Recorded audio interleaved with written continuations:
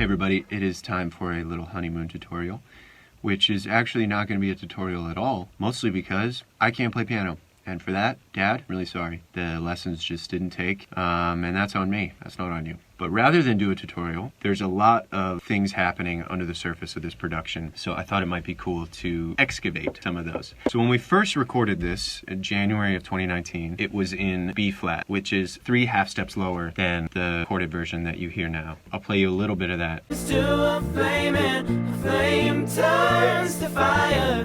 No telling what that fire will do. 'Cause everybody Sounds fine, sounds good. We actually thought so too, because we did an entire production of this top to bottom in this key.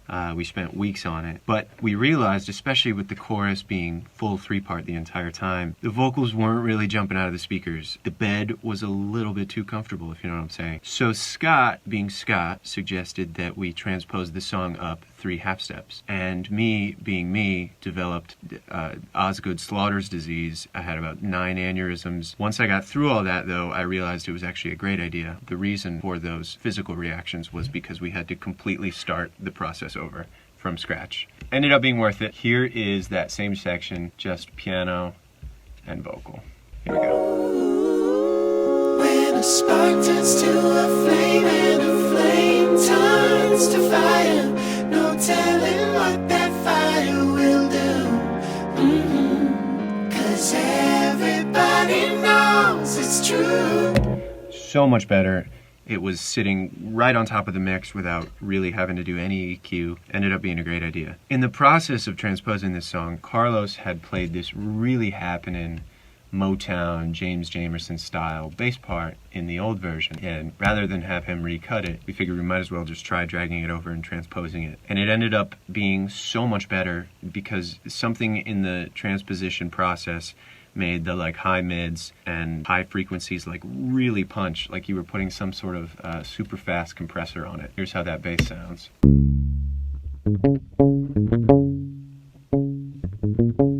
So punchy. Here's the piano. Where's the piano? Here we go.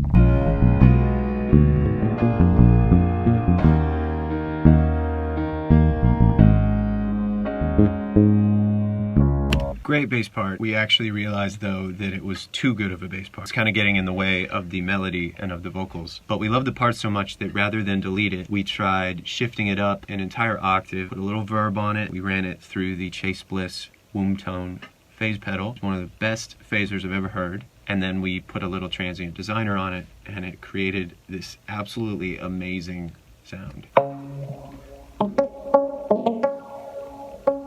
So cool. It's like a guitar pluck, disco thing that you could absolutely never get on a guitar. Ended up staying in the mix the entire length of the song. You can hear it if you listen for it now. Here it is kind of.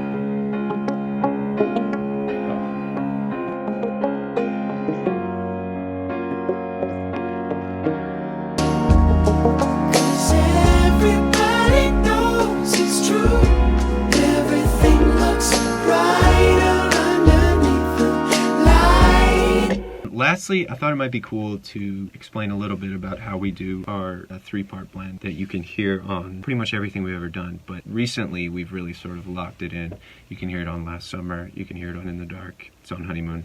And that is each one of us tripled throughout the chorus. So here is that full blend a cappella. When a spark turns to a flame and a flame turns to fire, there's no telling what that fire will do. And here it is, without the triples, just one of each of us.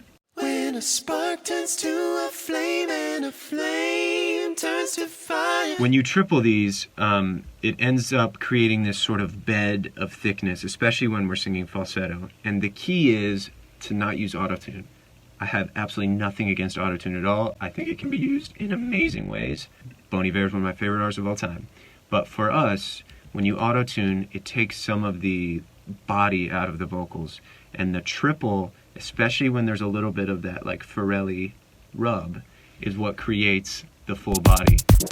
Obviously, you you try to lock as hard as you can when you're doubling and tripling, but there's inevitably going to be a little bit of variance, and that's what creates this. When a spark turns to a flame and a flame turns to fire, there's no telling what that fire will do. 'Cause everybody knows it's true. Everything looks brighter underneath the light of a honeymoon.